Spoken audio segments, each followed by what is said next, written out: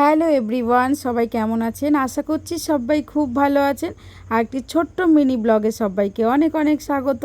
জামাই ষষ্ঠীর দিন সকালবেলায় তো আমি আর কর্তামশাই গেছিলাম আমাদের ওখানে জামালপুর বলে একটা জায়গা আছে। জামালপুর, যদিও আমার শ্বশুরবাড়ি জামালপুরেই, তো সেখানেই বাজারে আর কি মাছ টাছ সেখানে বিক্রি হয়, তো সেখানেই মাছ আনতে চলে গেছিলাম আমরা। যেহেতু এবার আমাদের ষষ্ঠীটা হবে না, তাই আমরা আমাদের শ্বশুরবাড়িতেই সবাই মিলে একসঙ্গে খাওয়া দাওয়া করব, যেখানে আমার বাবা মা সবাই যাবে, দিদি, জামাইবাবু, আমার ননদ সবাই আসবে। তো যাই হোক, সেগুলো নিয়ে এসে রান্নাবান্না করছি। দেখো এত গরম, ঘেমে পুরো স্নান হয়ে গেছি।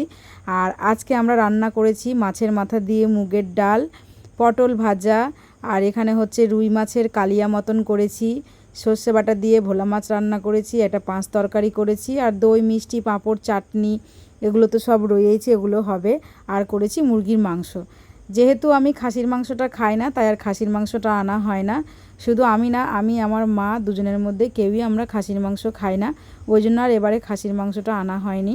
তো আমি আবার রান্নাও করতে পারি না, আবার অন্যেরা খেলে তাদের সামনে বসে খেতেও পাই না, খাই না, তো তাই খুব একটা ভালো লাগে না।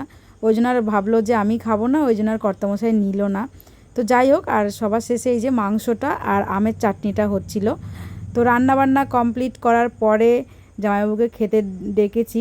তার থালা সাজানো হয়ে গেছে, যদিও থালাটা ভাগ্নিই সাজিয়েছে, তো ওকে বলা হয়েছিল, ও নিজের মতন করে সাজিয়ে দিয়েছে। জামাইবাবু আর দিদিকে দেওয়া হয়নি, কারণ দিদি বলেছিল বসবে না, জামাইবাবুকে একাই খেতে দিয়েছি।